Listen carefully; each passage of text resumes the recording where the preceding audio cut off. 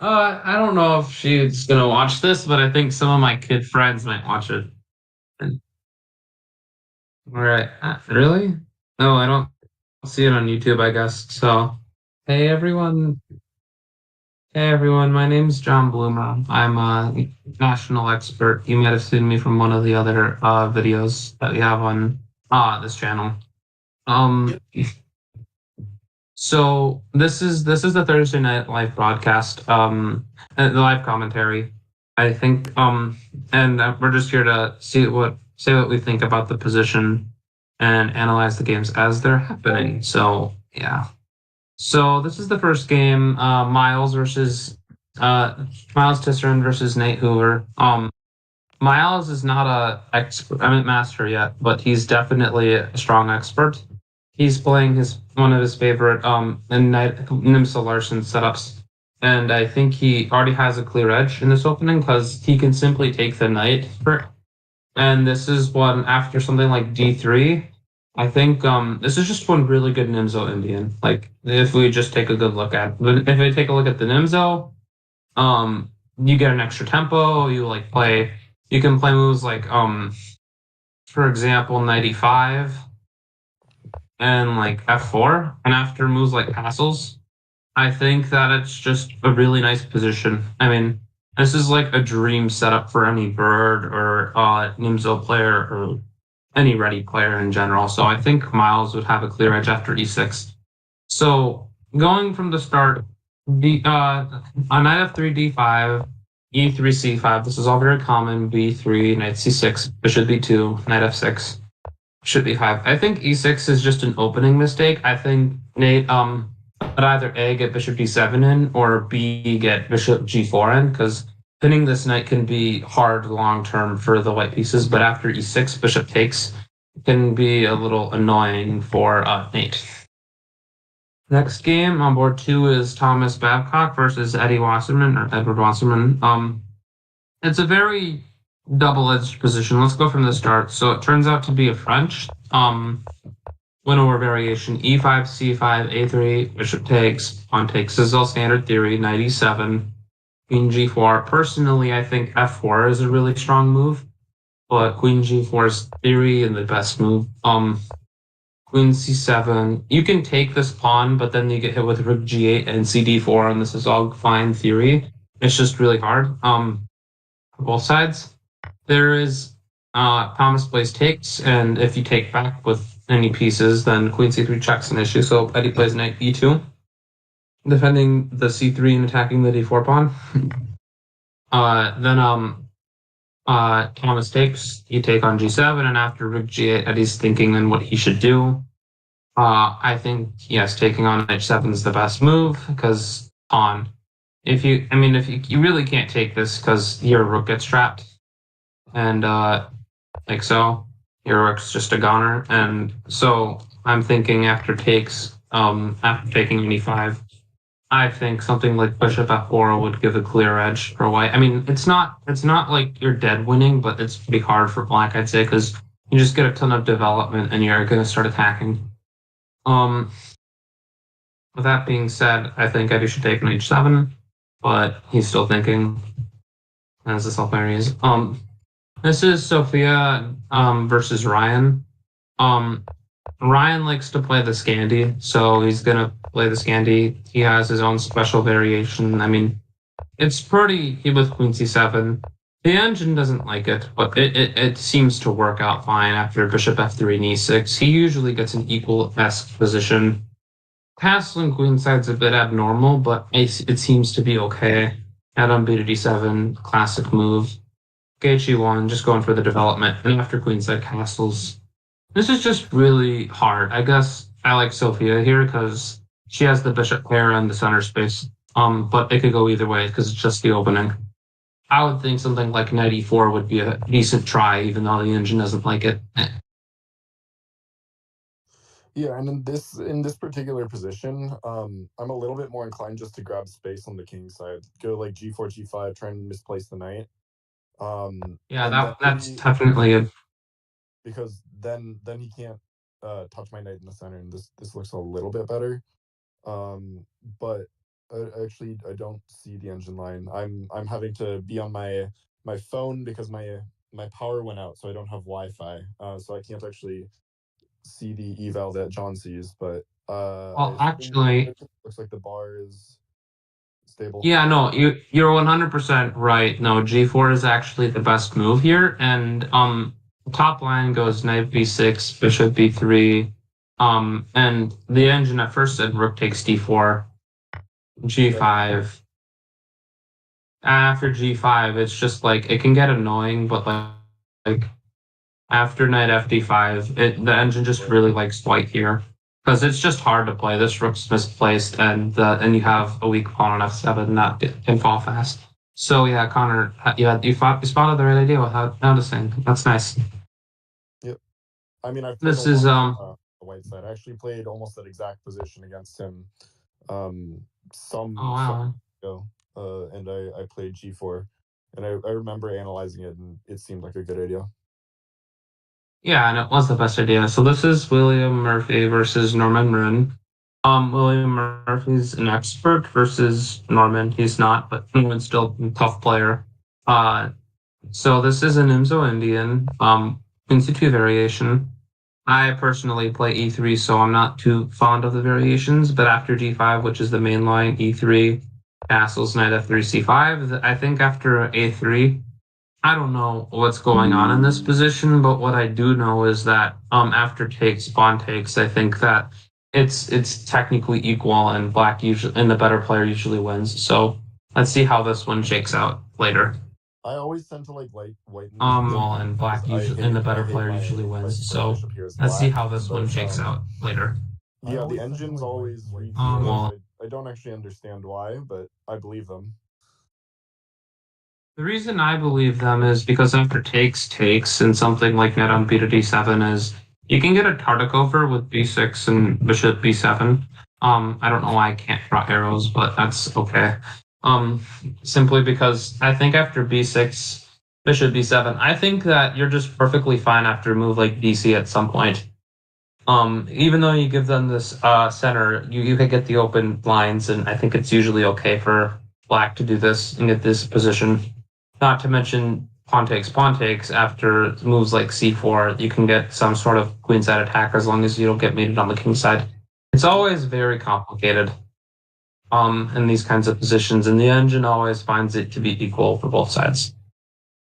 So this game is very Lazarus, a very strong expert.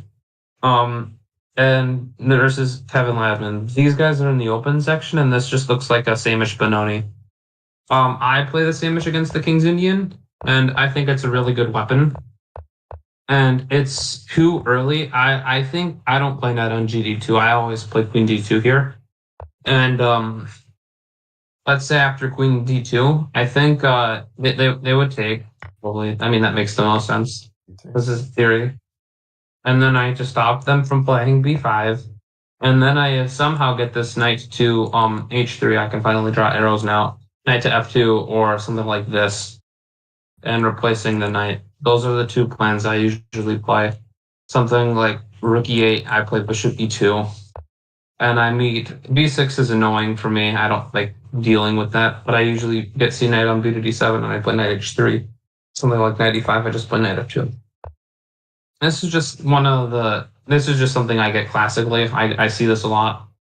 So so I think 92 is a little inaccurate, but it's perfectly playable though. So 92, ED5. So yeah, CD5 is the move, but after a move like knight on B to D7, I think black has the slight edge because you're down a few tempo. Yeah, and I don't So actually know if there's anything to think about here. I'm surprised that we haven't already seen c takes on the board. Maybe they're considering knight takes, but I think this just drops the b pawn, so it would yeah, probably work. you're absolutely correct. They're thinking, should I sacrifice the B pawn? Maybe for a backwards pawn and an open B file to play on. But CD5 is 100% the best move here. Yeah. This is Dan Zager versus Ethan Hunt. I think they're in the master quad. I'm pretty sure because they're master. I guess Dana's in the master, but like these guys are very strong players. This is just yeah. Yep. Yeah, I noticed. Yeah, they're definitely strong. They're definitely strong FIDE master. Yeah, okay. It's a feed. This by the way, this rating right here, that's their FIDE ratings. That's not their USCF. These guys are very strong 2100s USCF rated.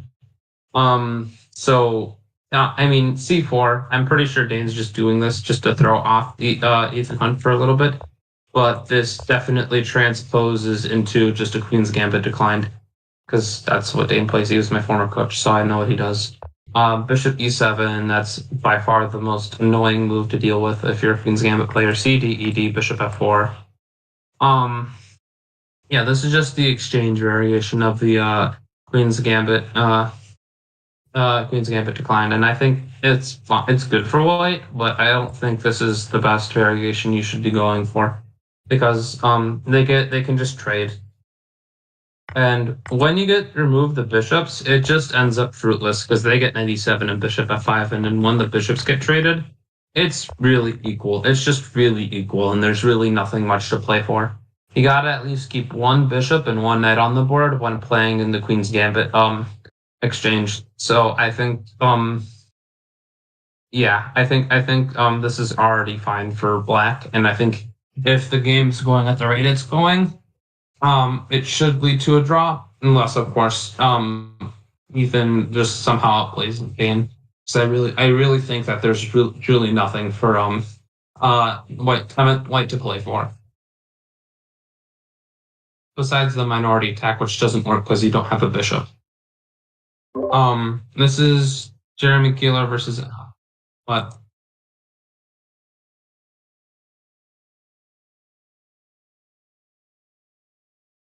Like this? Yep. There we go. It's good. Okay. Yeah, I just started setting up, so yeah.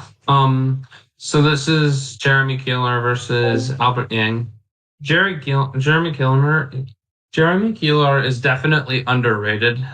He has proven to beat Nate before, I think, and is very strong for his rating.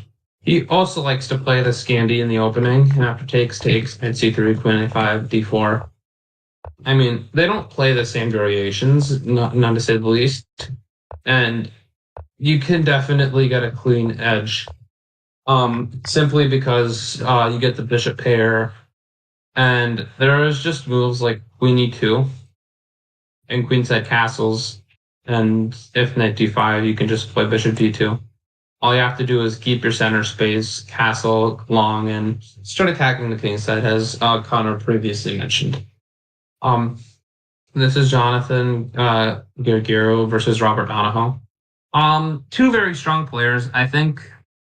I think we should start from the beginning in this game. So it looks like Robert played a Sicilian. Robert can play a lot of things as black. I've seen him play the I've seen him play e5. I've seen him play the d4 knight f6 c4 e5 the Budapest. It's just yeah, okay. Wait, Jonathan's black, okay. That makes more sense because yeah, Robert plays e4 and Jonathan plays a Sicilian. I mean, and yeah. So this just seems like a classical variation of the Sicilian that I'm not too familiar of, but it looks like that there's a fair amount of play for both sides, and I think that it's gonna be hard, but I think Jonathan should be able to pull through because although he's done the exchange, he has moves such as e5 and bringing the rooks in after king f7. He can also castle long in a few cases, not all. But he's just safe here. There's really the whole idea with rook e4 is just to go to g4 and attack them, but e5 stops them, and also king f7 is a good move in general. So I think that Jonathan's just up with clean exchange and is going to win this game. I don't know how much longer it's going to take, but as you can see, he's clearly taking his time because he just needs to make sure he can not get obliterated before it's too late, because we've seen Robert come back from dead lost positions. Yeah, Robert is very good at swindling. He's very tricky and sharp with the tactics. Yeah. I've seen his previous game against Eddie. It was a King's Gambit, and Eddie was completely crushing him. But then all of a sudden, Robert just managed to beat him, just like that. I don't know what it was, but it just turns out that Robert's all of a sudden winning, and it's really out of the blue with Robert. He works some magic. So yeah. So let's go back to the top game. Nate versus Miles. They played the variation that I said. They're both taking their time. Looks like Miles has studied his openings and knows that this is a really good Nimzo or any ready that he likes to play. My last rated game was actually against Miles, where he played Knight F3. And I did not play D5. I played C5, and when he played E3, I just played Knight C6. I believe he didn't go E3. My bad. He played B3, and I ended up playing when I'm white, I usually get the extra D5 tempo in, and he likes to do this. He likes to play D4 in these positions, and it's usually okay.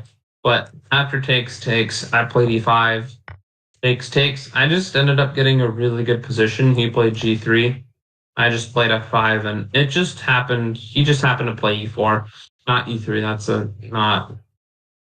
That did not happen. I'm just like, this looks pretty good for me, and yeah, it turns out it is. Because I was just like, there's no way this can be good for him. I just took this, and I ended up giving this pawn back, and then I ended up just swamping him on the king side after giving the pawn back, and yeah, getting a really nice light squared pawn chain. It was just really ugly for him. But this didn't happen. It played D5. Usually against Miles, just a general rule of thumb: if you play D5 against him or D4 against him, it's just like he makes it really difficult for you to play, especially when you're playing with the black pieces. Like, it's just very hard for you. So yeah, looks like Miles is doing better than Nate. This is Thomas versus Eddie. So it looks like last time we left off, Eddie took on G7 and Rook G, and he was thinking. He ended up taking on H7, and then Thomas plays Knight BC6. I'm not a big fan of this. F4 might even be a move now if I'm trying to get greedy. Yeah, you just have to be careful. I think F4 is definitely a good move. But I think they might have Rook G2 at some point. I think that Bishop F4 is also a good move. Yeah, this is maybe because if I missed this, very nice. Because if they take, then you can either castle, and you have this Queen H5 idea in a lot of scenarios where they can't move the F pawn and the knight spin. But after something like castles and Bishop D7. Yeah, as I said, Queen H5, it's just going to be hard for them. Like, they go Knight 7, no, they just go Knight 7 C6, and after a move like attacking the rook, you're just like almost dead one because they can't castle, and this is really ugly. So after Knight to, so I think, F4 is definitely a move worth considering, and probably the move that I would end up playing. I think Bishop F4 needs some consideration too. It's definitely better than F4 according to the engine, like 0.8 to like 0.1. So yeah, so that's why I said it. But like F4 looks the most natural, but Bishop F4 looks pretty good too. Obviously, you can castle here, but that's a little more risky. I think Bishop F4 first to get them to take with the knight instead of the queen. Yeah, I think Black may have completely consolidated and may even be better. But after castles, which is the third best move, they say they can go Queen E5 and they're fine again. So like, let's just Bishop F4 to stop them from playing Queen E5, which is the better move. Knight E5 is not as good. They should just go Bishop D7. They should just go. Yeah, they should just go bishop f4 and they should just play bishop d7 here. And they're gonna be they're supposedly fine after queenside castles, but like if we just turn off the engine here, we can just see that I don't know who's better here. It's just too complicated. It's gonna be very hard for white to play because black has the open lines, but white's also up material. So I would play white here, but I definitely wouldn't want to play white here. Like I prefer white, definitely don't want to play it. So yeah, Queen H7, then BC6. Yeah, it's a very big difference. F4 makes a lot of sense. They're definitely the human move, but there's also like F4 and then like Queen B6, and that can be very good noise. Just for regular and sensical things. Circumstances. Okay. So let's go to Ryan versus Sophia. Okay. So turns out instead of after castles, knight up a7 or kg1 queenside castles, Sophia played bishop b3, and we had mentioned that g4 was the best idea, but bishop b3 also makes a lot of sense because you just want to get out of knight b6 and future variations, which can be annoying. But that just means that, I mean, it's a move black does want to play, but after a move like bishop d6, it just seems like it not so clear. I don't see anything great for white here besides trying to push on the king side, and I don't think she's doing that. I don't know if she's spotting the idea that you have to spot to be better here. Yeah, I don't know. So It's tricky if you've never played this before. I know the first time I played against the Scandi, I had no clue what to do. I almost always castle queenside when I face the Scandi because even though the computer doesn't say it's like the perfect line, I find it a lot harder to face as a human. And so I've studied it, but I remember when I first started out and I tried castling queenside, I got demolished by some like 1800 who just knew it better than I did. yeah, it's good. That's because it's hard. Scandi is hard to play against because it's so rare. So the reason I don't like the Scandi is because you can I think the best variation is to take with like humanly. I think Engine says yes, get the development. I absolutely love it, but I'm saying you could just play. Wait, did I hit a button that I didn't want to hit? Um, Something happened with the engine promote variation. Oh my god, something annoying happened. Okay, sweet. Toggle on the upper left-hand side of the move notation. Okay. But yeah, okay. Because this is what I tried doing. Yeah, I meant to say I tried making my own moves for a second, and then I hit the first button, and then I tried hitting moves. Me personally, I like playing knight f3, d4 and c4. I think that if they try the Nimzovich, I guess at this point you could play knight c3, but I want to get them to play knight c6. So if they do something like bishop g4, I think I would just in general I would just play bishop e2. I like playing because a lot of Scandi players like to play c6 and e6. You can just eventually do this. I mean not c5. And then when you get developed and castled, you can just play d5 before they can get developed and castled. Unless if they want to castle queenside, and then the opening of the c file and d file would be very hard for them. So I think Scandi is really hard. Yeah, generally speaking, if I remember correctly, d5 is white's plan. That's how you play for an edge against the Scandi. So I really like the way you're playing this with d4, c4, getting your knight out, and just everything pointing towards that d5 square. It makes it very hard for black to play. Yeah, but that's the thing. If you just play a regular variation with knight c3, then you're not getting d5 in. It's just not happening after a move like e6. Because you could play d5 here, but that won't do much of anything. Like, once he takes and plays e6, I don't see you playing d5, and that's by far the best way to attack the Scandi. So I was thinking maybe if something like forcing them to play knight c6, now, and then you can play knight c3, getting them out of their comfort zone or move ordering them, because I've seen a lot of times where people go e4, knight f6, knight f3, d5. I've takes knight c3. There was this girl named Joshini. She's pretty good, and she went queen h5 in these positions, and they would fall, and then you would completely lose to just knight b5 attacking the pawn, like here for example, and then all of a sudden knight b5, and well, this is really ugly for you now. Right, How do you defend that necessarily? Yeah, you have to go king d8, and then after a move like h3 to stop bishop g4. I mean, you could still try bishop g4. I mean, wait, you can't? Takes d4. Oh yeah, because the queen's trapped. Yes, you can't, because you can. Some people might try that and then lose the game, but like they go knight f6, and then all of a sudden after d4, you certainly have an advantage because they just played king d8, and when you play knight c3, it's just a regular Scandi where they just played king d8.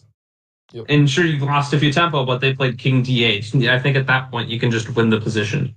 By checkmate. Anyways, I just think knight f3 is better. Honestly, there's a few ways to play it. Go for the development, and just try to go for what Sophia has, or just go for the c4 d5 push, which is pretty basic and usually always kills the player pretty quickly and effectively. Let's go to the next game, William Murphy versus Norman Rin. They're still in the opening. That makes sense. Takes b takes. And what ended up happening was William played queen c7. Knight on b to d7 is better according to the engine. I can't say much else because I don't play these positions, but I do know that the queen sometimes might want to stay on d8 in case if it wants to not waste a few tempo to go to a5 or b6 in some variations. So, but this is another way to play it. So I'll take William for his word and say sure. But I think after a move like bc, it can get a little dicey. I mean, takes, bishop takes. I mean, I understand you might not want to take, like, eventually they're going to take you after dc, and then it just seems like the doubled pawns are scary, but they have the bishop pair, and opening up the position sort of helps them free their pieces. So, I don't know. It's just a different approach, but I certainly think that after something like this, it can get a little dicey after c4. If that makes sense, right, Connor? Yeah, I think this is a very reasonable plan. I mean, even though you're going to win the pawn back, I'm going to fix my pawns as well, and it's going to be double-edged. Especially with the bishops. Yeah, I think this is just one way to play it, but I'm like, if Norman doesn't do this, I would definitely prefer, like, at some point Norman has to do this, but if he just opts not to, then I think we're just going to have a clear edge. I think what he is wanting is him to take him, which is never going to happen, ever. So let's get to the next game. Barry Lazarus versus Kevin Landman. Okay, this is a mainline variation of the Benoni. I mean, they did ED, CD, knight on b to d7. Yeah, in knight g3, rook e8, bishop e2, a6. I think, yeah, this is mainline. Usually the engine likes to skip rook e8 for some reason. It's just a thing about, I don't know, that I've noticed about playing against the Benoni for the sandwich. They just like skipping rook e8 because they think it's a waste of tempo. But like after something like a4, now I'm liking white again because once they castle, they can put their knight on f2 after knight h1. Like that's their mainline plan.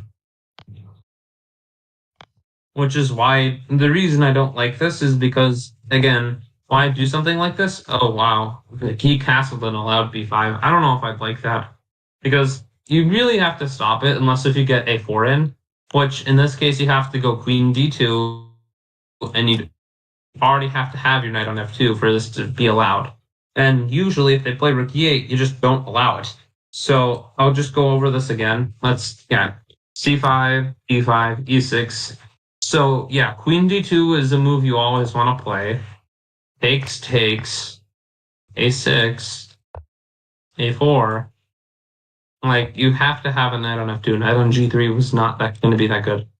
Knight on b to d7, knight h3. You're just going to be up a few tempo, and your knight wants to be here. So that's why queen d2 first instead of knight e2. Knight e5, you want to deal with the threat, so you play knight f2, of course. Bishop d7. Like, this is a variation where they get b5 in, because it's not really a free pawn. You just have to castle and deal with it. But, oh wait, not that. That's not a move, no. You're just gonna have to castle and deal with it. It's actually fine for white in this case, but that's because you have your knight on f2 and you're already castled. And now this pawn's actually threatened, but you just have to end up playing the position after moves like b4, knight cd1. You're actually fine as white, because you can play b3 as long as you don't fall for like knight sacrifices into losing the rook. But after you play b3, you can play rook c1, knight b2, knight c4. You're just gonna be okay, and you're fine. But in the game, they played knight e2 and wasted a few tempo, allowing b5 to happen. They played queen d2 correctly, but they should already have a pawn here and a knight here, which is just better. The knight doesn't belong on g3. The whole idea is it goes to h1 to f2, but in my variation, it was already there, and I already had an extra tempo. This is why I gotta play the faster variation with knight h3 and wait for them to not take you. This is Dane Zager versus Ethan Hunt. It's still pretty drawish, I think. Yeah, I don't know who I like here. I think I'd just take either side, I suppose, because it's just equal. Like, you can't quite play CD against bishop e7. You have to, like, wait, and then you gotta play CD. And then bishop g5. But even then, it can be a little difficult, because there are lines where they can just play g6 after, like, let's say c6, because that's what they do. You go queen c2 and g6. These variations can get really annoying.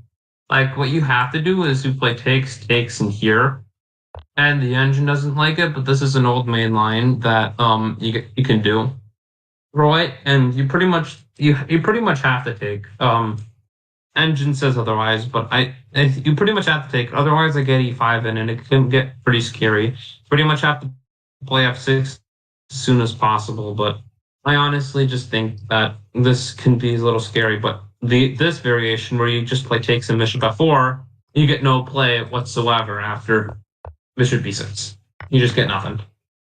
Like knight e2, knight g3, you're not helping no one. You're just trading, and this will lead to a draw, as long as no one makes any major mistakes. So, unless there are time issues or something. So this is Jeremy Killer versus Albert Yang.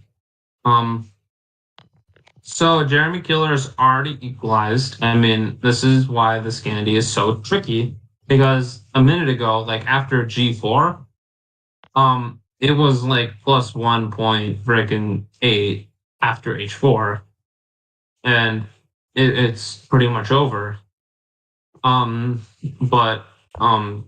But you made one mistake, and you had the same opportunity where you would play h4, h5. Like here, h4, and if they go h5, you could just go knight e5, and this is pretty ugly. Bishop has to go to h7, and then after something like bishop c4, this is much more preferable than bishop c4 or e6, and not playing h4, h5, and e5 again. I mean, it can transpose, but I'm just saying, like, I think I would rather not play bishop f4 back to d2, and then a3, and then takes queen d8. I think that you can actually equalize after trading up pieces, and now I actually almost like black, but it's hard to say that, because I still like white center space, but that d pawn can be attacked, and it's going to be annoying for both sides. Now, yeah, Albert found rook e5, fortunately, and queen c4, queen d6, and queen c4 are both pretty good moves, optically speaking. It's just, I don't know. I think I like white a little, but I think it's still about equal. This is Jonathan versus Robert. From the last time we checked, Robert sacrificed the exchange in the opening, for a crazy attack, and it just ceased pretty much. Jonathan, queenside castle, then yeah. I mean, apparently a6 was a mistake. Apparently the engine likes rook c5, Queen b6. Oh, it's starting to light. It's starting to light black again, but it's pretty much saying this can get really scary, and you have to give up some material. Like it says, bishop e8 is the only move that remains point two. Every other move is +2 for white. So you have to go here, and then this is just a nightmare to defend. Like, why would I want to allow this? So I guess a6 was a mistake by letting the squares get too weakened because you weaken the light squares. I mean the dark squares by playing that, and after rook c5, it's just too difficult. Oh yeah, by the way, after a6, rook c5, you can't go to b4 because you just hang a queen like this. So apparently after rook c5, it's just very difficult to play. And it's gonna be a nightmare, but apparently Jonathan's still better because if he can hold this, he's off the exchange. That's the double-edged factor to it. But it's gonna be very annoying after something like this. Yeah, this is so yeah. Position. This is impossible to play as black. Yeah, I mean, I guess a good threat would be this in a lot of variations, but since this is checked, like I guess a threat that I see is takes, king c7, and then this could be an issue with both pieces hanging. But apparently the engine just says, yeah, the engine actually says a4, and then it says rook takes d6 is the best move. Just sacrificing the rook back just because you can't live. Because even though they can take on e8 in that variation, I think it's just saying it's too difficult. It says after this, you gotta do this. I'm never playing that ever because just this. Yep, this looks terrible. This looks really difficult. I don't. Yeah, this just a6 was just a mistake. Apparently, queen d5 was better, but I think a6 is a clear mistake because b6 square is reachable. Although knight d2 is hard to see. Playing rook c5 without purpose, not happening. Like you pretty much, yeah. I mean, if you don't see knight d2, knight c4, a6 is a perfectly fine move, but it can be found because you realize that I made a pawn move, and that can lead to some sad things. Nightmare. So let's go back to the first game. So they made a few moves since the last time we went off. It's just this position where they played d3. They just got some pieces out. This kind of reminds me of your game against him, where he had a5, bishop a6, right, Connor? It turned out to be really good for Miles. Yeah, I think the same thing's gonna happen to Nate. I think he's gonna lose pretty horribly because it's just really hard to play. Yeah, it was very hard when I was playing this position to find any good ideas. I think in retrospect, going like queen c7, rook b8, and then pushing would have been better because then at least I have some play and maybe some tactics. But very, very hard to say. A5, if I remember from Engine, was one of the top moves though, so it is absolutely playable, but it's hard to make everything work.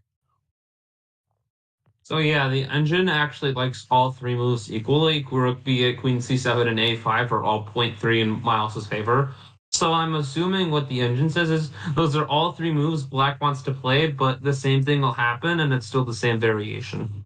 So I think that Miles will be okay because they have responses for each move. Apparently it likes queen c7. It likes rook b8 the best, and then it likes a5 or knight b6 apparently, or queen c7. Plenty of moves, but it's pretty much saying I'm going to play e4 next, e5 next, or not allow a4, a4, and then when you make one more move, I'm just going to play e5, and it's going to be a little crimped. I mean, it's still 0.2, but like it's going to be hard because your pieces kind of suck. Not going to lie, this knight sucks. That bishop's not great. That bishop's not great, and your big pawn heap isn't doing much of anything. Yeah. So yeah. So like I think after e4, I think this is very similar. I mean, in the game, Miles played like g4 against you, but like I don't think I think he realizes that it's not necessary this game. I think all it takes is just taking all these pieces out of the game and then eventually attacking with G4. But like, you're just gonna just slowly take away everything they have, and then eventually the last pawn move, and then they're just done. They should never play D4 because of this, obviously. Um, because they just weaken the square too much. They and this pawn heap doesn't give they okay. This is what they're fighting for. None of the pieces can really go there, because all the pieces are covered, and Miles just has more space, better pieces, and the better structure. So I think is even though yeah the bishop pair, so what? There's too many pawns on the board for it to be worth it. So I think yeah, this is really ugly right now. Well, maybe Nate can hold it. I doubt it.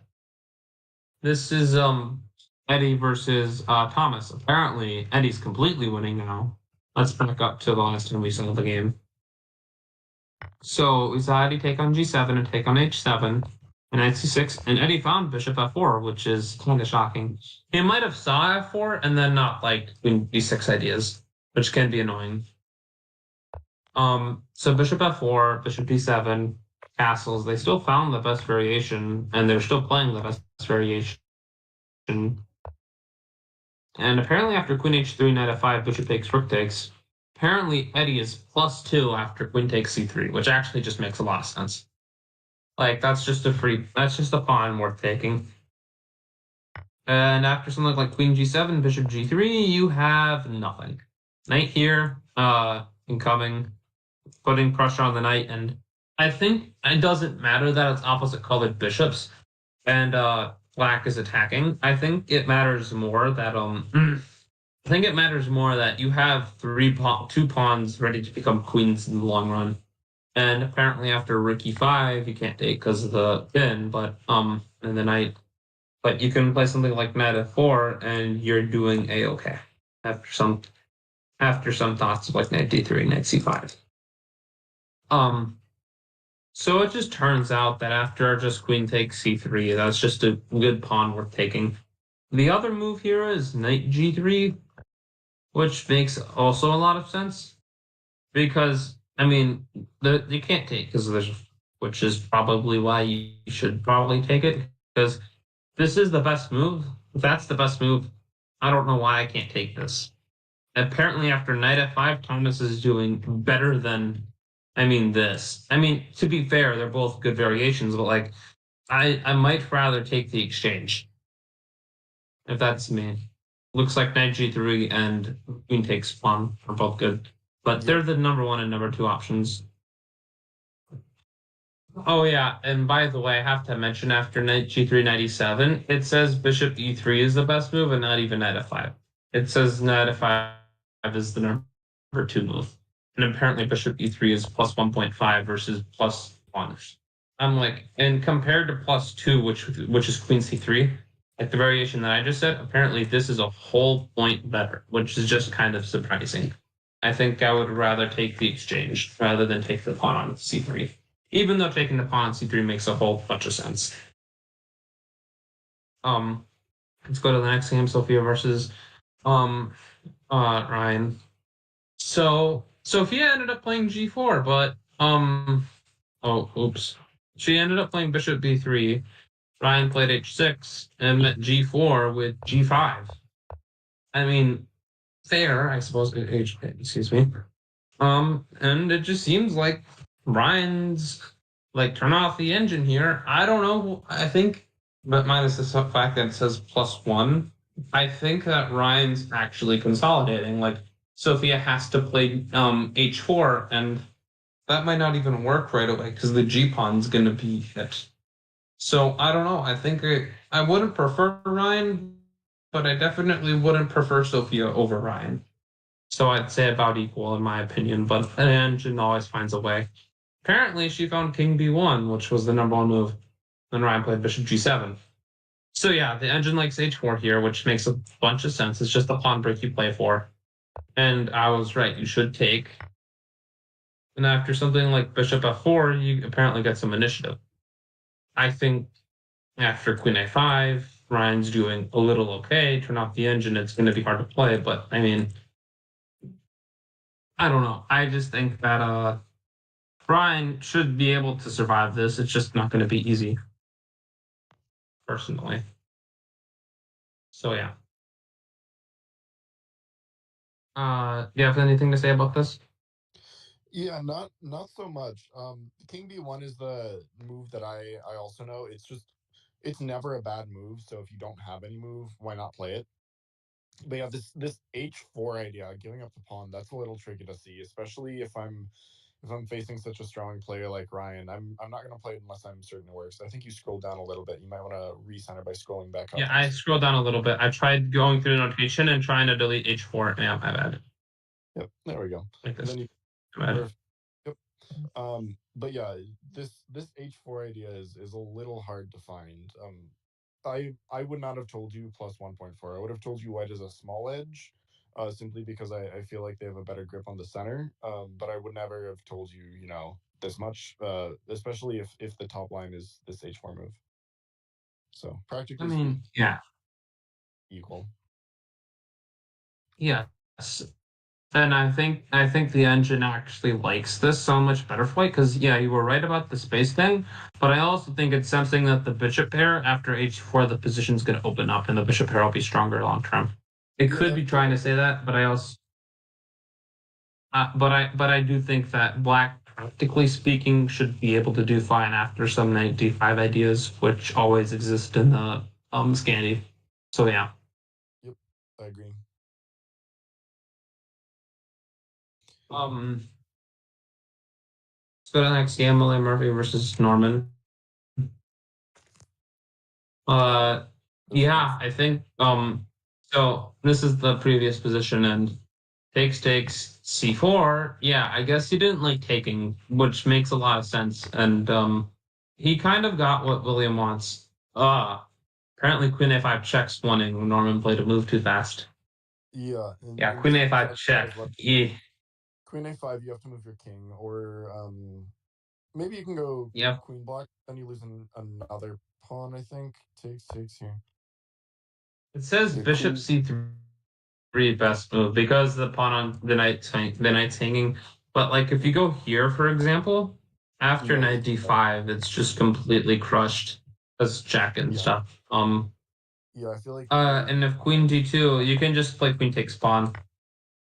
And there's something like this, knight e4 and yeesh. Knight e4 is a really strong move. Yeah, I didn't see knight e4 at first, but after thinking, I'd probably find it, in all honesty. So, and after this, no, that's just, it's just over after knight e4.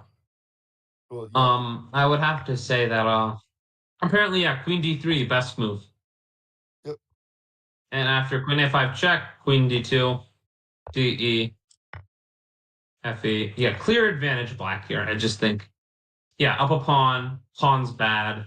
Even though you have the bishop pair, these pawns are good. That pawn's weak. Just no, this is just really bad. Yeah. As long as your structure doesn't get killed, like as long as you don't play like this and this, like as long as that isn't allowed and you play knight g4, yeah, I don't know what you would do exactly. I think this is just too hard. So yeah, queen a5 check, completely winning. Now a human move, definitely knight d5, but guess what? After knight d4, yeah, you're doing okay. So pretty much find queen a5, or you're not getting an advantage this game. Bishop c3 is another try. Easy to find. Bishop c3, I didn't see. Queen a5 check, it just seems so natural. I think William will find this one and have some edge. Oh yeah, and it says bishop c3 is now the number 2 move instead of the number 1. It likes dc, takes, and personally, I like b5, but yeah. I like b5 personally, but apparently that's not the best move because bc is also a good move. Yeah, just take the pawn. I think yeah, that's a good move, but I like trying to run the pawns down, if that makes sense. Play b4, but in this case, knight d4 is an issue. Yeah, this can't be good because you have to. It just seems like taking is you need exactly you need to control the d4 square. So the only way to do that is since you can't input pawns to have the c pawn. Yeah, and then after outpost, so Yeah, no, the idea is playing knight b3 and then trying to take back the d pawn, I mean the c pawn. And I guess the material's even in this case, but yeah, bishop c3 is probably the best try. Norman could try this, but I don't know how it'll work out, to be honest. It just seems hard. Yep. But yeah, queen a5 check needs to be played. Oh, William played this move because it got promoted. Yep. Um, I'm so not yeah, a very strong player. yeah. And I think Norman's gonna get cooked. I mean, bishop c3, bc. I guess because after bc you have bishop f5 ideas, which is gonna be hard for White to play. I mean, I think Um, queen b2 is the human move here, and I think that's probably what I'll pick. yeah, I would think for a little bit and probably play bishop c3 because it's just hard, I guess, Okay. because to not do that. I would probably think and eventually see 94, and I'm just like, I can't do this anymore. I have to play bishop c3, and then succumb to dc on takes. Yeah. Interesting. Okay. Yeah. I actually never even considered this bishop c3 move. It's a really good move to consider, though. Yeah, if you just turn off the engine, it's gonna be difficult for both sides. I mean, after bishop c3, it just says turn off the engine here, figure it out. Like it's not gonna be easy after playing takes. Like b5 looks like a perfectly reasonable move, except that it I doesn't. bring my knight in. I have this outpost. So if I didn't have knight in, I think this would probably be the best move. Yeah, no, yeah. Another thing that you could consider: why what to give away the pawn to go for some development and play like rook d2 in a lot of lines. Like it's gonna be annoying, but yeah, I mean. But taking's clearly the best move because you're just gonna like build up in the center and play like bishop f5, and it's gonna be really hard. It's just gonna be a hassle. Yep. So yeah, that's William's game. He found queen e5 check. Just gotta make sure you see both of them. You just gotta make sure bishop c3 you don't get fallen prone to, because it's gonna be hard. Oh wait. Norman played bishop c3. So there you go. I guess that's the game right there. I mean, you get to see what's going to go on in a minute, I guess, in a while. Yeah. So yeah, this is Kevin Ladman. He's pretty aggressive, so this kind of suits his playing style. He played queen d2, knight e5, and then rook ac1. Makes sense. And then bishop b7 is usually not a good move. I'll turn back on the engine. Bishop b7, I don't like it. Usually the bishop belongs on d7. I've just played so many times that I just know already. But apparently now after bishop h6, it's perfectly fine for white. Point 5 is quite a stretch because black has the space advantage, but I don't like bishop b7, so I guess that's fair. Bishop b7 is usually not the move you play. It's usually bishop d7, queen b6, and rook b8 to build for b5. Yeah. And in this case, because they let you play b5, then you could all usually play c4. And the bishop still doesn't ever belong on b7 because what is it doing? Like the bishop might belong on the bishop's better on c8 than it is on b7, so I don't know about that move. I'd rather take the move back and then end up playing c4, but you just wasted a few moves and you're getting attacked, so you might not want to do that. So I guess Yeah, I think it's good luck. To activate the rook, but if he's gonna activate the rook, maybe just go something like rook a7 and swing it over, rather than move the bishop out of the way. Well, yeah, and usually rook b8 is actually the better move, but I mean, in this case, rook a7 might be right here. It says it likes c4 the most here. That makes a lot of sense because that's just an idea. Yeah, c4, h3, knight ed7. Yeah, no, that makes sense because I usually play h3 in this kind of position just to play off 4 and get the knight. Yep. And it's just gonna be hard for both sides, I guess. I prefer both sides. That's how I put it. It's hard to say exactly who I'd like more. I guess whatever side I'm playing, I'd like to be. Yes. No, I think there's still a lot of play left, which is always fun when you're in a tournament match. Oh yeah, this Yeah. move. Oh, and b4. I guess we're gonna see it later. But I think I still. Yeah, I mean you can take or play knight d1. They're both good moves because after takes king takes, you can just go knight d1. But Yeah, I think Either or. It just transposes. Yep.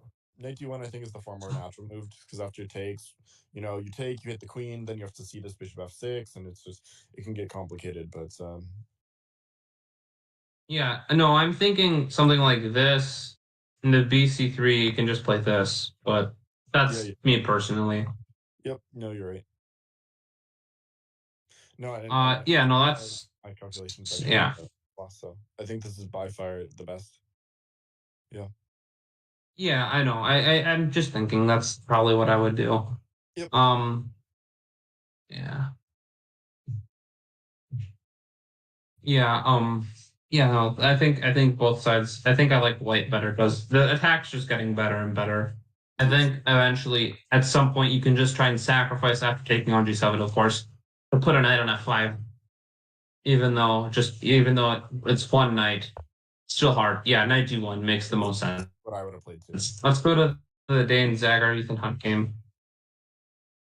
Yeah, I've seen someone like Eddie play that Queen H6 idea against what's his name again? Never mind. I've seen him play a Queen H6 idea and it usually ends up to be winning. So the Dane game, it's about equal. Again. Yeah.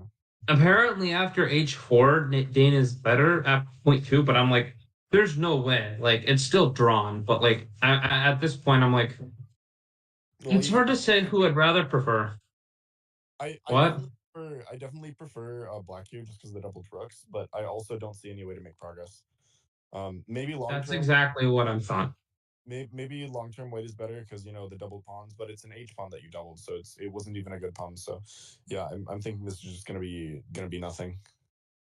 I think no. At first I'm like black's pieces are better. There's no way he doesn't have an advantage, and then I'm like, yeah, but the double pawns you can play like G3 and H4, and it can get annoying at a certain point. I think like you can just like don't push G5 yourself because black really does want to go G5 right here and then go G4 maybe in the future, not immediately, but G5 here to stop your knight from coming to F4, and also it makes it harder for you to push your pawns later. So in this position, if I'm black, I go G5. But yep, and that's the best move. You're absolutely correct. That's the idea that equalizes, well, not equalizes, but is good for black that he should play. This is a pretty standard idea. This is nothing new. I stolen this idea from Dostoevsky Endgame book, I think it was, just how to freeze pawns. I can never pronounce his name. But yeah, this was from the Endgame manual about how to freeze pawns. There was some I think section on it. And yeah, this plan, even though it's it's middle game, but it's also end game. It applies here too.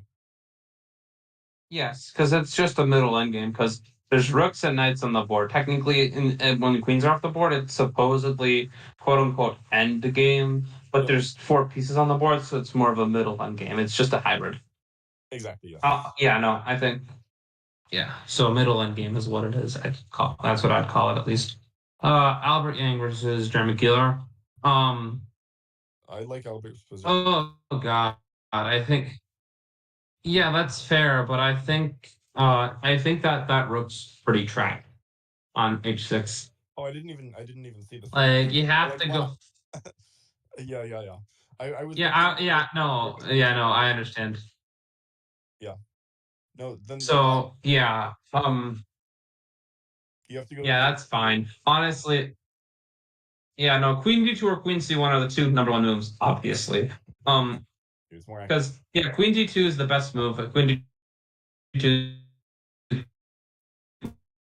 more active, but it's like why? Because this. If you ever play H5, then you lose the rook after G5. So not hope you're not doing that.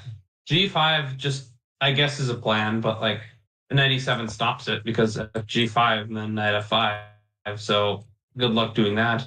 If you try something like rook E1, it just says sack the pawn. King H8, number 1 move. Why? Because after rook E6, what happens? Oh, that's the idea. Knight G8, of course. Oh wow, that's okay. I see that. That's oh wow is right. That is like that's brutal. Yeah, okay. Like King H8, sack the pawn. Someone plays this against me, I get a little. I might report them. Yeah, exactly. Yeah. I mean, 97's findable.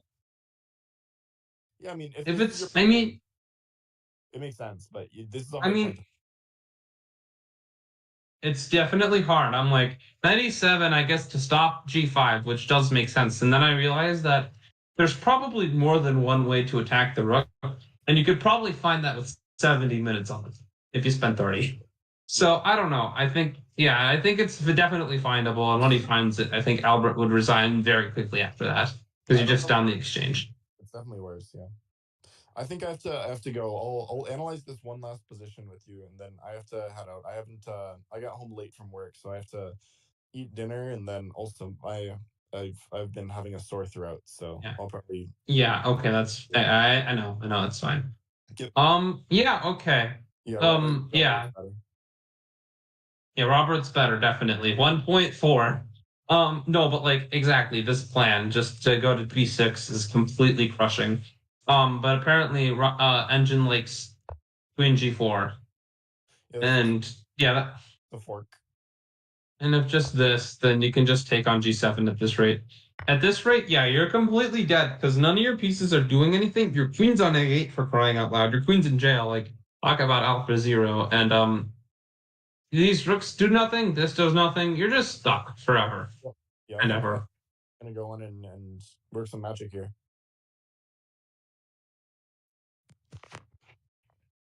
Yeah, I really don't see any big ideas, and this is what makes it so tricky. Robert is such a strong tactical player. It is incredible just how he makes an attack out of nothing. Um, yeah, and after especially after this queen to a8, it's just it's so hard to play. So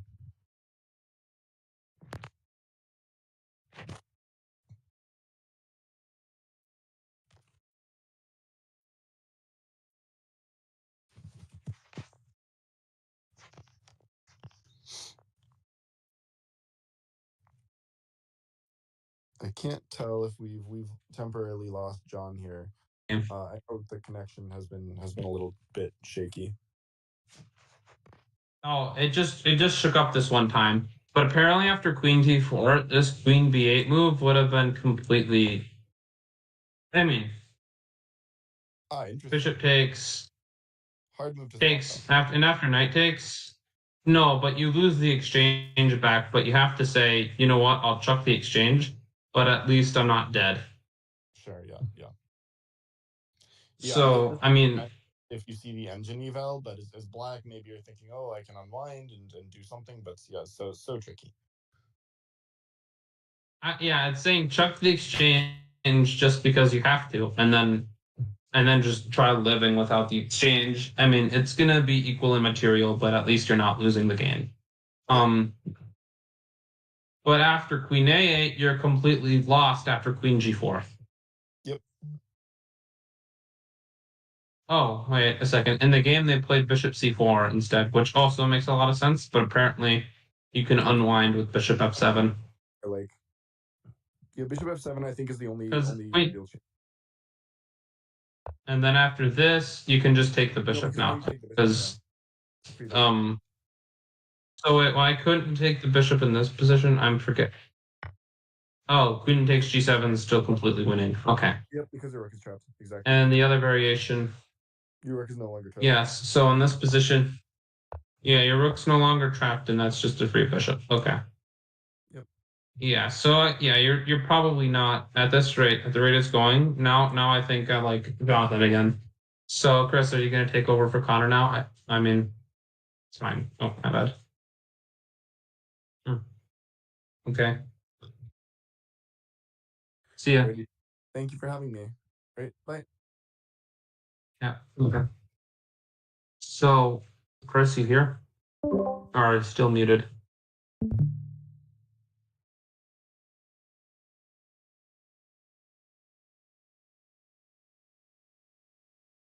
Okay, I'll wait a little. So yeah, this is again the first game, Miles versus Nate.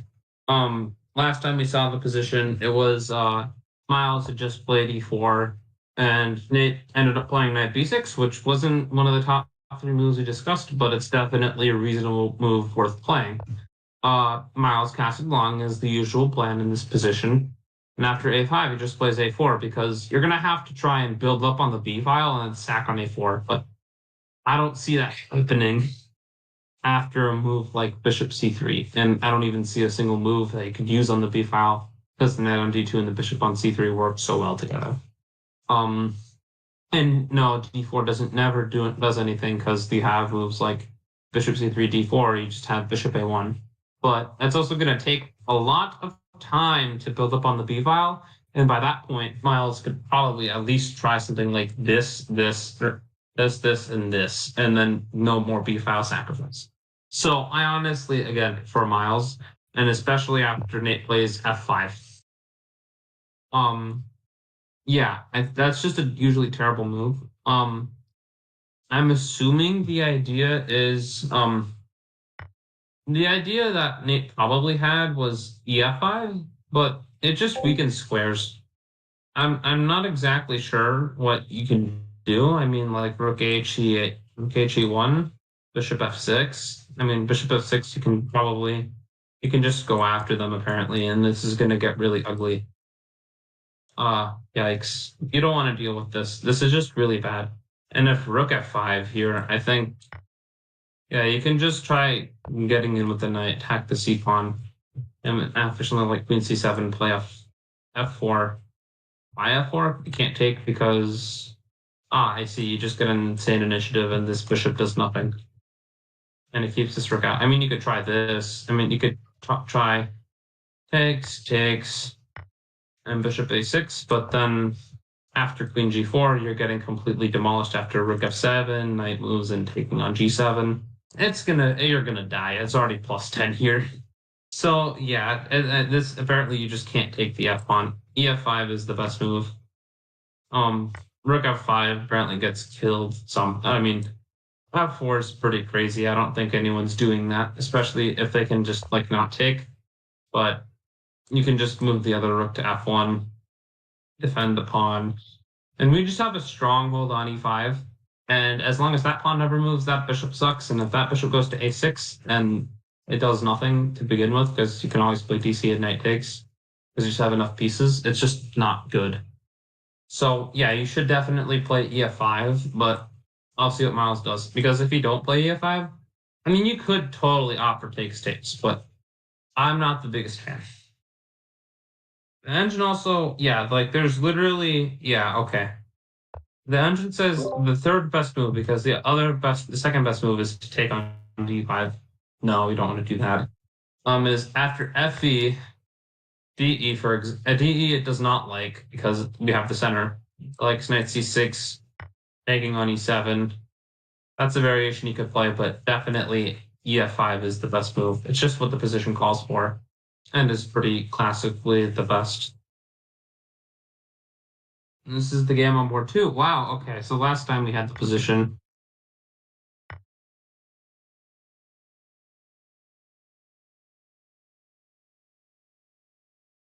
Oh, okay. Okay, sounds good. Yeah, I can go for 20 minutes. Thanks. All right. So turns out, no problem. So yeah, I just got information. The next guy that's commentating with me is gonna come on at 8:30. So yeah, who you thought I was talking to? Yeah, I wasn't talking to myself or anything like that. So looks like Eddie decided to take the free pawn in this game. So yeah, it's just clearly free. And yeah, bishop h5 from Thomas. So the idea is to either take the knight and take the bishop or to play bishop f3 and annoy. But I think after f3, it just blocks the bishop. After just doing this, there's just really nothing for black to play for. And eventually, no, that's not happening. I just saw the variation. Apparently it says g4. Yeah, no human's ever playing g4. I'll just say that. That's just not human, obviously. Bishop g3, and that's what I would do. I think white's still clearly ahead, without a doubt. So, yeah, I think Eddie just has a clearer edge like last time. just got to play f3 and stop the threat because they can't play bishop f3 because the rook defends the after bishop h.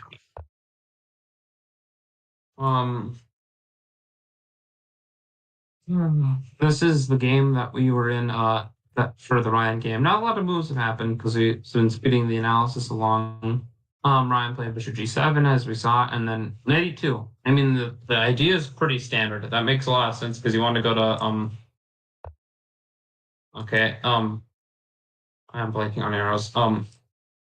You just want to go to g3 and play c4 and d5. We've mentioned this previously in the stream, but for the people that are just joining in and stuff like that, you want to just go after them with the d5 pawn break. So knight f8, I'm assuming they have very similar ideas with knight e2 and knight f8. They want to get to these squares, and they really just want to either trade them off or just harass. Another idea with knight f8, actually, which I really like, because even though, and with the case of knight e2, you can play c4 and d5 in a lot of cases, or just go for the space. Knight f8 doesn't have the same perks, but I think you're going for e5 with knight g6. You can't quite go for e4 because you don't have an e pawn. So that goes without. But yeah, I think both sides have play here. It's hard to say because originally h4 was the pawn break you want to play for, and you're clearly not playing h4. So yeah, this is William Murphy versus Norman Marin. So okay, this is what happened. Apparently, you did not. Last time we checked on the position, we were like looking at the game, and after CD, we saw that after queen a5 check, we were winning, and after bishop c3, he chose to take on d5, which makes a lot of sense because in the game when we were commentating, we were like this. It's really hard to not that because you have to take on c6 in our case. You have to take on c6. You're like, this is clearly fine. But I'm assuming knight d4 is a little annoying to deal with because the engine ideas that they're going for are pretty otherworldly. So I think he opted with queen takes d5 here, which is very reasonable. And it's just slightly better because I mean, I'm more developed. You're not castled or anything like that, and you really have a hard time getting this bishop up because the g2 pawn falls, like bishop c4, queen g2. You just lose the game on the spot. So, oh, whoops. So after bishop d7, it's gonna be really difficult because you're just going for play after moves like, I can't. Okay, arrows are really not working with me today. After moves like rook c8, you're just gonna attack the queen, and then just attack the king because he's in the center of the board. And when they consolidate, you're gonna start pushing these pawns. So, I think black is just better here.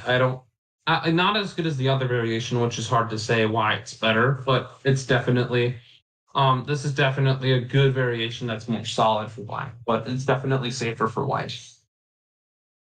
Barry Lazar versus Kevin Landman. I was anxious about this game because it's very chaotic. So after bishop h6, so in the game, Kevin played bishop h6 and did not take on g7 here because you can take on g7 and you can't take this knight because after queen h6, it's really not. This is an idea I stole from Edward Wasserman. Yeah, very. I just saw this idea happen before. He probably took it from some stronger player. He was stronger than me at the time. So yeah, I think yeah, he had the option because there's you just have more pieces and stuff. But after knight d1, he allows bishop h8, and a3 is just not what this position calls for. Luckily, though, I mean, he's getting the moves he wants in. He has to pretty much play a4 here because like. A3 is just, I guess A3 was sort of a trick, I guess. If Kevin plays A4 here, yeah, he might be a super genius because that makes a lot of sense. So he can't en passant you. And getting A4 in and B3 in, like as long as bishop C3 is never an issue, it's not it shouldn't be an issue. Otherwise something really bad happened. then yeah, I think if you get this in, then you're going to be great. So honestly, if he finds a4, only move is b3, like a4. Pretty much the only move strategically speaking is b3, and that move just doesn't really work. I mean, you're eventually just going to take this pawn. After something like queen b4, you can just like go for this pawn. We can trade pawns here because we get the b file faster. Now you wouldn't want to trade queens, which is why a3 is not what the position calls for, but definitely this is what the position calls for with getting b3 in. And trading light squared bishops if possible. So yeah. How would I? So next game, Nate versus Dane versus Ethan Hunt. Wow, okay. Already I think I like blackout now because the play is starting to prove to be decisive. So the last time we saw this was I actually saw Dane play King F1. And yeah, we had previously talked about h4 being the best move to stop them from getting the pawns.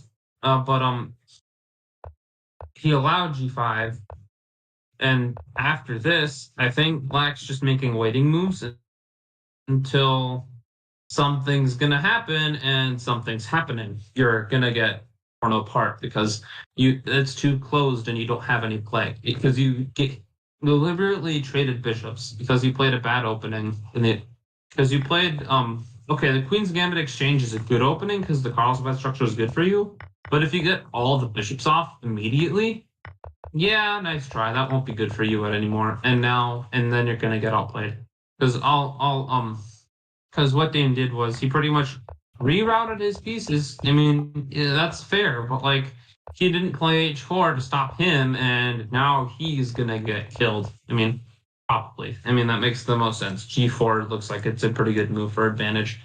And after h4, it's still going to be hard to prove why, but at some point when you play g5, it might prove decisive. So it's going to be difficult. And there's really no threats with these pieces because the knight on d6 is so strong. Like when you play in the Queen's Gambit exchange or any type of Carlsbad structure, the person with the c-pawn, I mean, either person likes the knight on d3 or g6 in these positions. It's just really good. I mean, yeah, it's just something you really want in a lot of cases because they're just better pieces than regular squares. Like those are the best squares for those of the knights, and the bishops aren't as well placed as knights on these squares. But now that both sides, usually helps the side with the c pawn more than the side with the e pawn, because even though you're looking at c5, you're going to get c5 regardless. Like how did you get to d3 without going to c5? And in this case, c1 to d3, but yeah, it didn't happen. Like usually you're able to get to c5 with knight a4, knight c5, and knight d3, but turns out, or knight e5, knight d3, but turns out it's just really gonna turn out to be pretty sad for white here because it's just g4. Black got his plan. So going back to this game, yeah, knight d5, queen d2, yeah, queen c7. I mean, it's a playable move, but apparently we looked at this knight e7. You can literally sacrifice pawn with king h8, and after you take knight g8, you just trap the rook, and that was a free rook right there. There's nothing you could have done if you ever played h5 to try and free the rook on the h file. We would just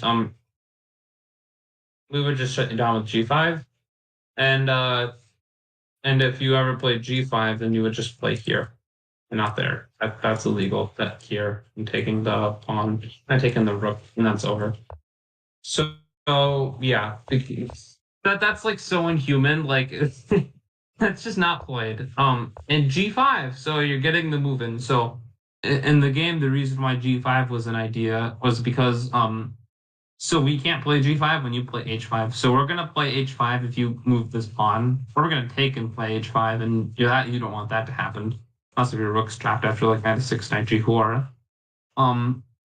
So like now I think black's White's better here because the rook's no longer trapped and the h5 is opening, and that's going to be a little scary.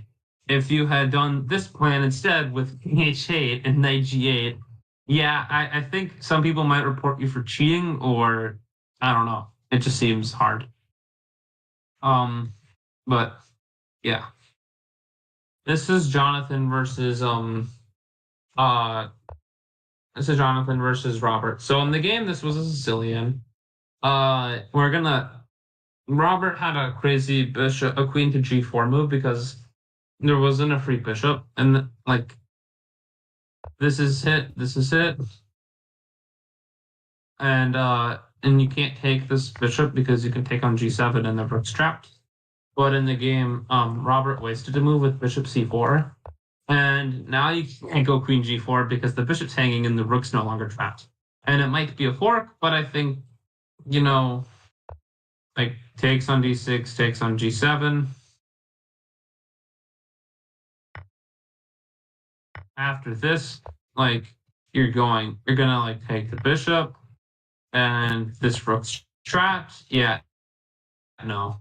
Well, it's not quite trapped, but after this, I mean, this is going to be pretty hard after knight to d4. You're just down the exchange, and I'm trading pieces, and it's just bad in all places. So bishop f7, queen f4, rook d7. It's the safest move by far. Then after knight d4, yeah, this is just a clean fork. Granted, it's going to be tricky, but I mean, that's also hanging. So there you go. I definitely think Jonathan is winning this position. Well, it's not hanging, sorry. You can play rook takes, and then I take knight. So yeah. And something like knight c6 here. Play pawn takes, and king d8, which is kind of weird. But Jonathan could probably find it. And that's a problem on the d file right there. I mean, your bishop's hanging, and that's not going to be good. So Robert had a winning move. He missed the winning move. Now there's just even more winning after e5. I mean, rook h d8 also makes a lot of sense, but e5 just wins material, I guess. Yeah. So this I think if you find e5 here, then you're probably going to win the game. But if you don't, rook h d8 is the only other move that you have. I wouldn't do that because it's just going to be difficult, but it's a choice. I think e5 is the move that has to be played. The Miles Tisserand game versus Connor. I mean versus Nate Hoover. And if we back up a little bit, we saw this, and we saw rook f5, and we looked at f5, and we were like, okay, well, taking on f5 is definitely the best move. He finds it, rook f5, and yes, g4. That makes a lot of sense because I remember talking about this earlier in the stream. How I said, "Hey Connor, do you remember what happened where they just did a certain plan against you that completely crushed you entirely? I gave you no play whatsoever, and then you just lost." He was like, "Yeah, I do remember that game." And we're like, "In this case, you can do something else to limit all their play, which was the idea. Now you're just attacking them with the G pawn, and then when you push the H pawn, this diagonal is going to prove to be fatal." So yeah, he's just going to start attacking you, and you're going to have a tough time, I guess. A tough time. So this is a double-edged position. What happened? Oh, Eddie decided to play the second best move. F3 was clearly the best move, but I don't know what he declined it.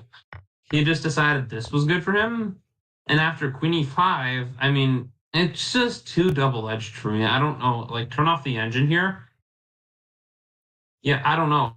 30 minutes on the clock, I might not be able to hold this. Like, obviously, rook a1 to take the e6 pawn, but like, that's just like, no. Well, I don't want to do that. Like, that's too complicated of an endgame for me to want to play. So I don't know about this. I think something's gonna happen. So yeah, Sophia played the top engine move, knight e2, knight f8, c4, knight g6, bishop c3. Yeah, I just think Sophia has a clear edge because she has the space. Eventually, she's gonna break and play d5, and that d5 break, which is very soon because the knight's hanging. It's just gonna be hard. Honestly, it's just gonna be hard. Yeah. There is yeah, I think yeah, Sophia's just building up and that's all you have to do. You have to play for d5, you have to just use what you got, which is break because you have the bishops. Yeah, that's what this position calls for. You gotta play it. William Murphy versus Norman Bryn. Yeah, William is definitely better here. I mean, yeah, we previously talked about yeah, they just took on d4. They traded. Oops, that was a mistake. Um, yeah, literally, quite literally, you want to get some development in because we said how bishop c4 couldn't be played because the g2 pawn fell. So he's literally just trying to play bishop c4, but you're just getting attacked and developed. Now you're gonna try to trade queens. Trading queens is good for you because the endgame's nice because they can't. They still have a hard time getting their pieces out after something like queen takes, knight takes in bishop g2. I'm at bishop c6, but rook c2 is also good. I like queen h5 and queen e6 better, but those are also moves. Queen takes d2 is the best move according to the engine. Personally, I would play queen h5 and then play queen g6 and just start attacking you. Honestly, go rook c2, you go bishop h3, you take the pawn. It's gonna be difficult, and I don't like it. I really don't like it. I just think that's gonna be a little too much for Norman. At the rate it's going, it would be difficult. So this is the Kevin Landman Barry Lazarus game. Yeah, no, Kevin's completely blowing him off. I mean, turn off the engine for a second, like, and chill out. Like, this is really difficult for Black because even though e5 looks like it's secure, it is because you can take and take on d5. But if d5 is just not hanging, you could usually just play e5 on takes f5, and then you just start beating them. Like, it's just like gonna be complete and utter demolition. I've played blitz games against FIDE Feasters before, like over the board blitz games, and I've like gotten similar esque positions with the bishop on e3 and a bishop on g7, and I could play bishop f3.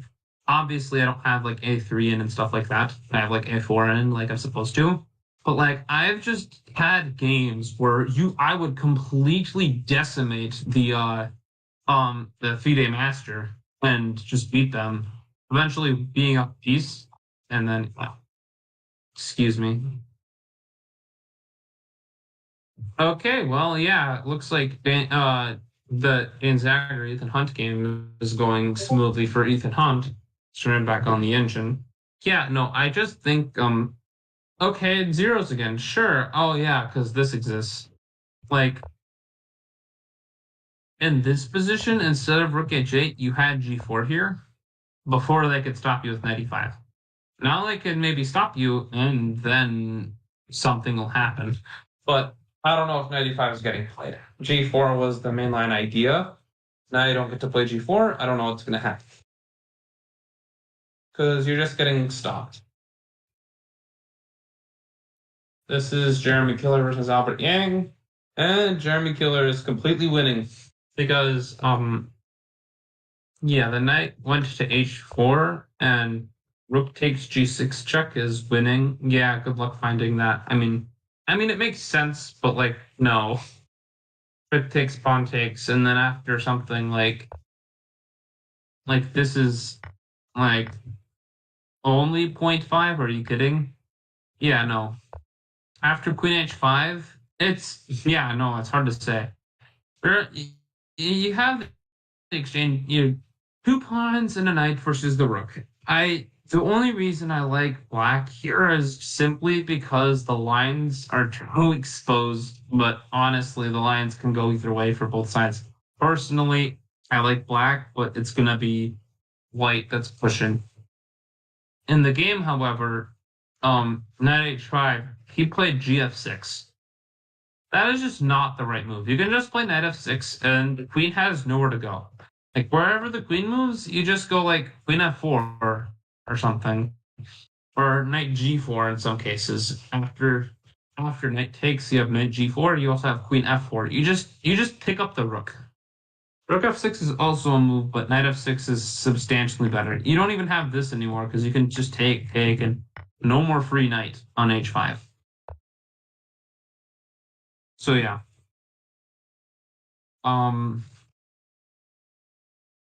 So yeah, definitely. Oh no, he played rook f6. I guess he was afraid. I mean, I certainly wasn't, but he might have missed queen f4. Might have also forgotten that the queen was hitched after knight f6, but that's unlikely. So yeah, okay. I mean, okay, that's fair. I mean, e5 looks completely natural to me. You're just trying to fork them. In this game, that's Jonathan versus Robert. E5 just looks completely natural. Oh wait, knight d4. E5 here looks completely natural to me because you're just forking their pieces, and after you take on c4 and take on d4, you're just going to be a whole rook because you already have to exchange another piece means a rook. But here it's going to be harder after knight e6. I mean, you're hitting this, so I guess you're doing decently well. But after this, you pretty much have to go rook d1 to make sure your bishop's not hanging. And then rook takes d8. So I guess if you see that, sure, do it completely. You're +3, you're -3 here. You're doing completely fine. You're up a piece. That's good enough. Yeah, because you don't have a knight anymore. So yeah, attacking this, it makes a lot of sense. I don't see what else you can do here. This is like completely absurd because you can just take this, and even after rook c6, knight c6, you can just give a check. I mean, yeah, just give check. And after the bishop blocks, you can just take on c6, and this time you're up a rook. So yeah, I guess this move makes a lot of sense too, I think.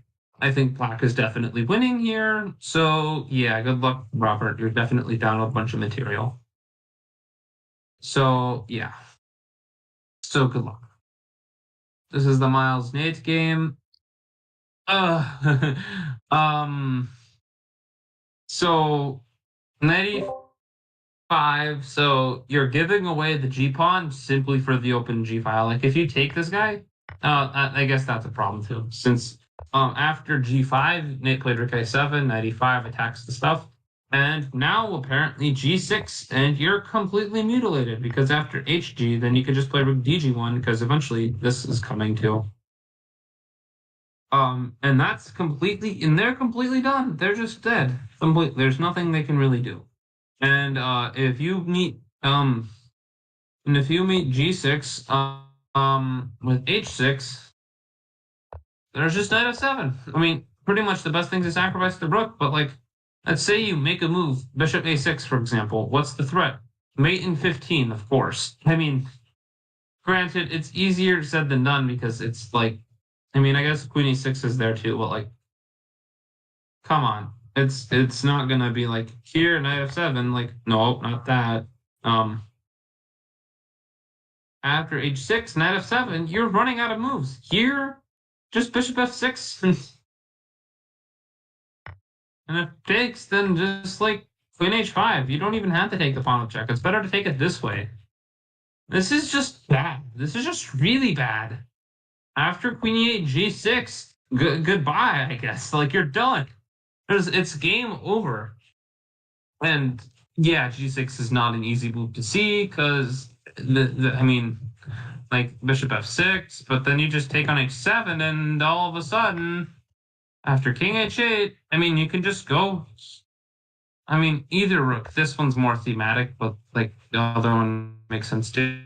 You're just gonna checkmate them. Knight g6 is on the way. Like, this is really bad after g6. So yeah.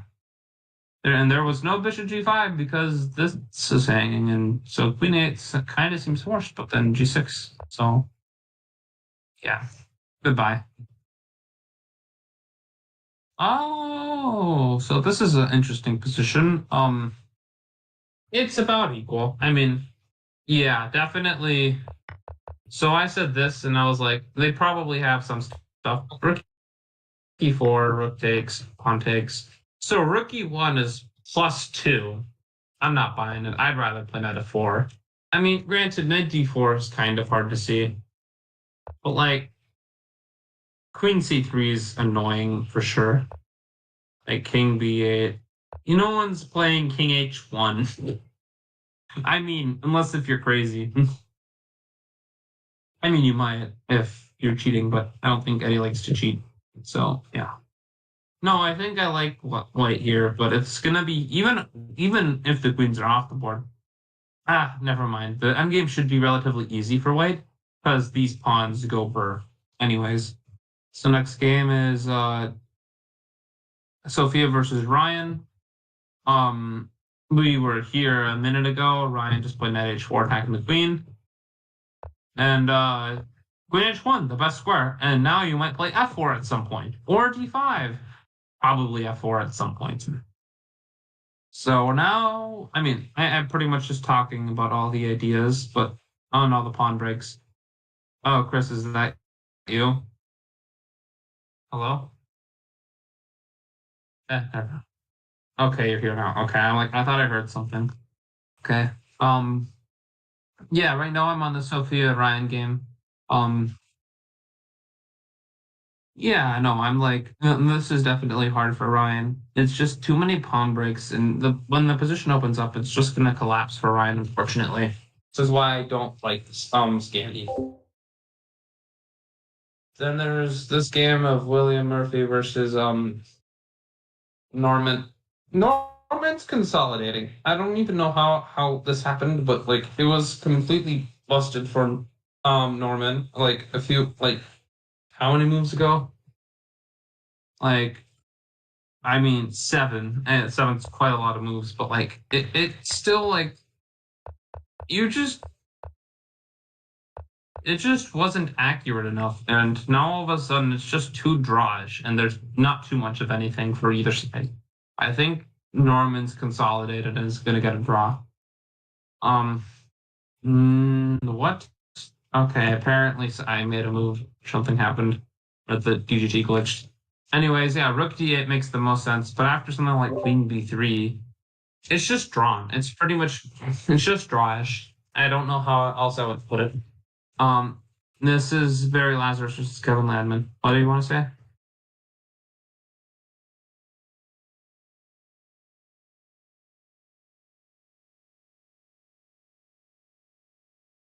No, I think I was thinking 9:30, but yeah, I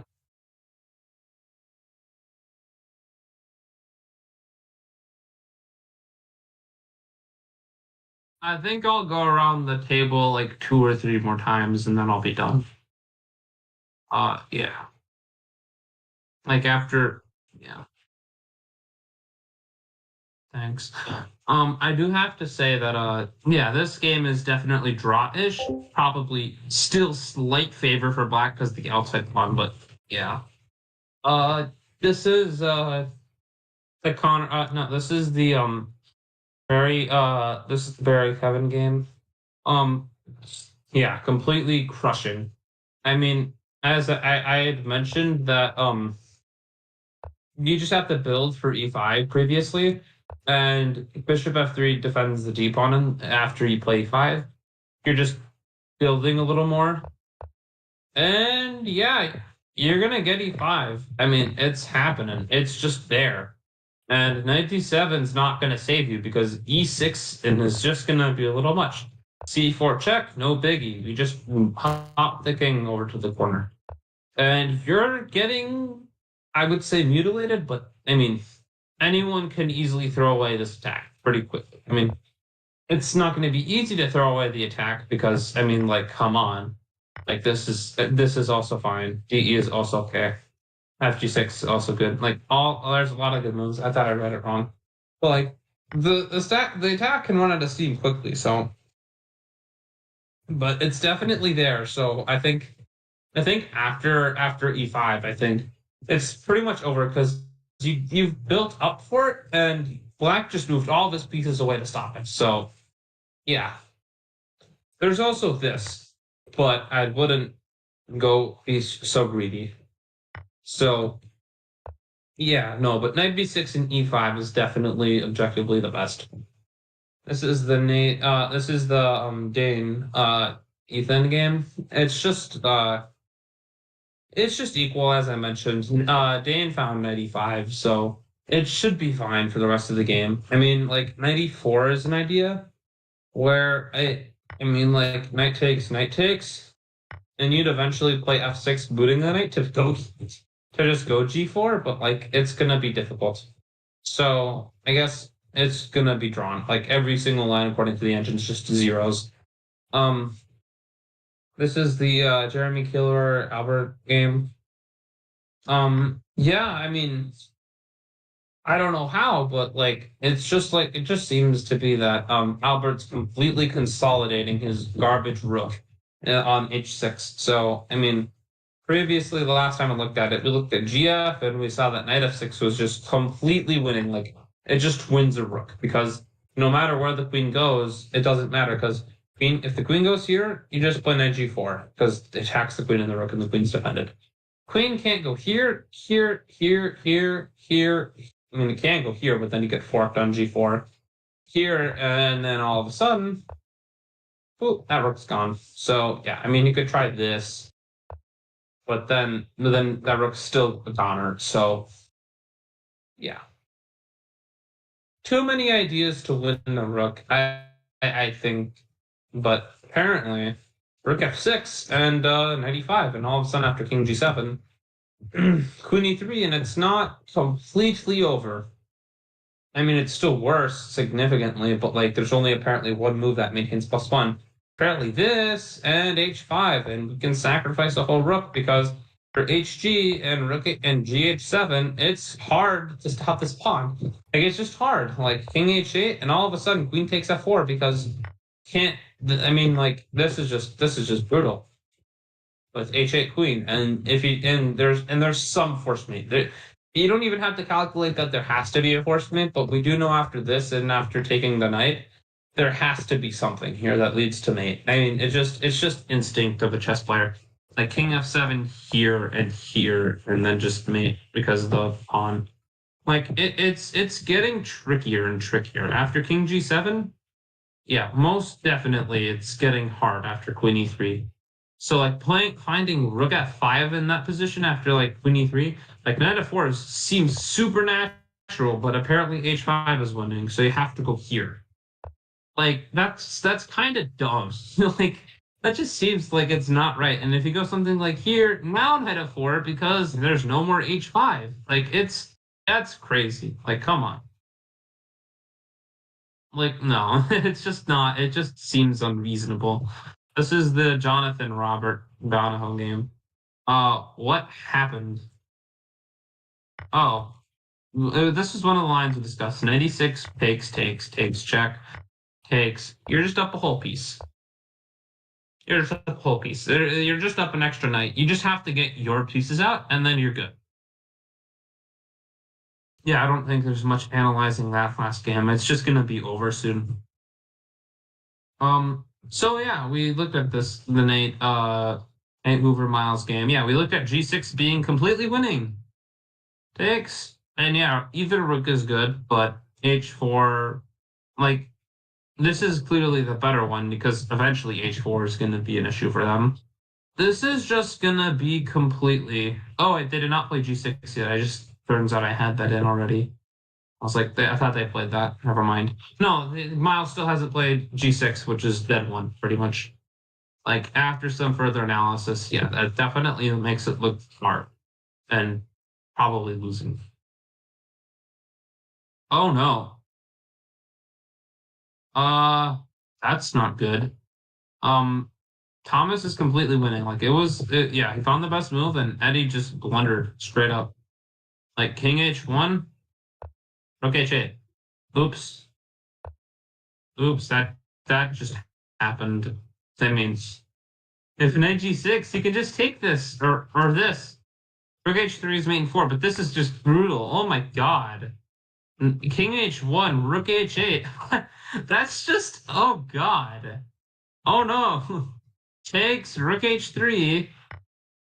h3, just queen f5, and we attack both pieces. This is bad. Like knight g1, you ef3. This is just coming. This is just okay. Why can't I draw? Okay, this is just coming. And if h3, just Just like, no, when I get this in, I'm playing here. I'm playing checkmate. You're getting clapped. This is really bad after rook h8. You're just dead.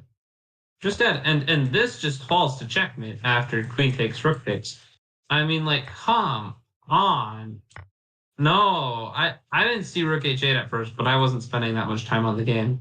Turns out, yeah, you're just dead lost. You're just dead here, honestly. So Eddie might resign after rook h8 gets played, but like,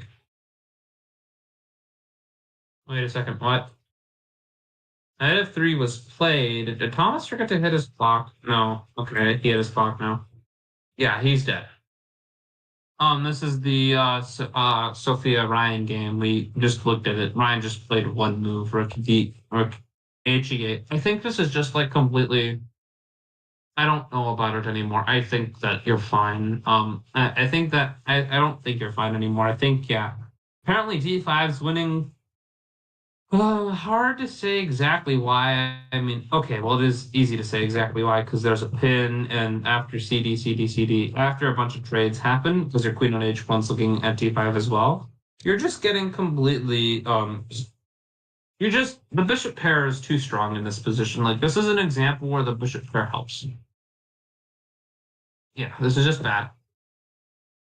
Here, this game, yeah, honestly, I don't know what to say exactly. I think Norman's consolidated.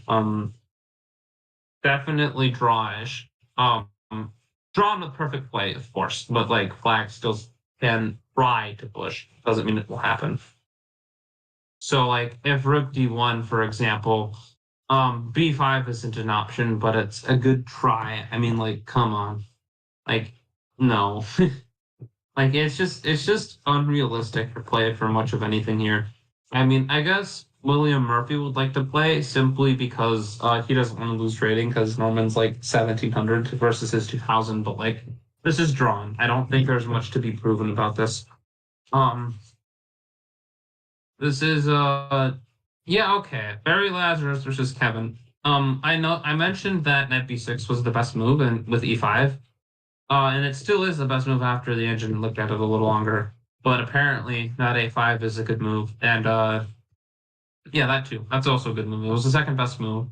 And then I'm like, I wouldn't get too greedy. It's definitely a move, but like, it's not what I would do. I would take and play e5 every single day. Because they just aren't ready for it, and they're gonna die. But knight a5 is also perfectly reasonable. Popping the knight into c6, taking on b4. Yeah, this is all fine.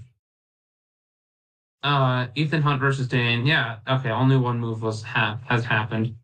I mean, this is just knight e4, knight f4 with the idea of f6 to kick him out. Yeah, this is just shuffling around. Honestly, this is just pretty drawish because the material is equal. There's really nothing much to go for. Yeah, this is just equal. It's been equal the entire game because this is just not a good opening. But yeah, well, this was a good opening, just not right. I guess this was a bad opening of a good opening. That's how I put it. Oh God, what happened? Uh-oh.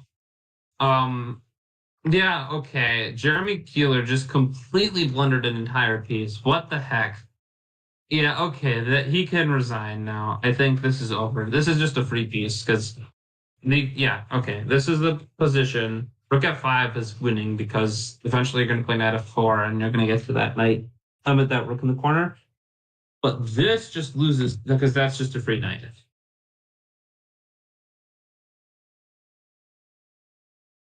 So yeah, that's pretty over. This game, I don't think there's much swindling to it. We looked at a few moves, queen e4, queen h7. You're just unwrangling yourself. Honestly, it doesn't take that much. King d7, king c7, rook d8. All of it's winning. Rook d8 seems like it's, to me, the best move. Yeah, that's what he plays. This is just over. I mean, even though you're low on time, this just looks bad because that rook's hanging. You pretty much have to sacrifice this guy. That's the best move, and it's just over here, honestly. Jonathan, you should win this. Oh wow, G6 HG happened. both sides are. Miles has quite a bit of time. Nate doesn't. I mean, he has 30 minutes, 25 minutes. They shouldn't flag each other, but like definitely, yeah, that's definitely coming. After Rook HG1, H4 is also reasonable. Rook DG1. The best move has changed because it used to be this. Oh, now it's +3 again. So I guess the engine's just tripping a little bit. But yeah. Um, but like all of it's pretty good. So I think, yeah, honestly, it's just ugly. You're not gonna live this, Nate. Sorry. Okay, well, you might if Miles isn't playing at the best of his ability. Um, yeah, that's over. Eddie might resign right now because the rook's defended. That's checkmate. I looked at some variations where they were dead. Sophia still is looking for d5. I mean, it's just like a matter of time for her to find it. She has 40 minutes, so she probably will. Yeah. This is William Murphy versus Norman. It's draw-ish, but it's gonna be hard for Norman, as previously mentioned. Um, yeah, I've been going through these games faster and faster. No, one side's clearly gonna win, and one side clearly isn't, and one side's clearly gonna draw. Well, both sides can draw this game. This game's a draw. This game, Kevin should win. This game is draw, but William has chances. This game, Sophia, this is the only game I would sit around to stick around for because at this point everyone's winning. And I mean, this game might be a little fun in the future, but like it's not happening. This game is the only one with fruit left to take out of it. I think I'm gonna wrap this up. So yeah, I think this is just like once D5 happens, yeah. Yeah, okay. Yeah, okay. That sounds yeah. Yeah, that's what I was just doing right now. So yeah, see you guys. Hopefully you'll tune in on the next Thursday nighter. Yeah, no, definitely gonna do this next. I might not do this next week, but definitely should tune in. All these commentators are really strong players. I mean, yeah, it's just the truth. So yeah, stick around for next time. It might be fun. You could see something.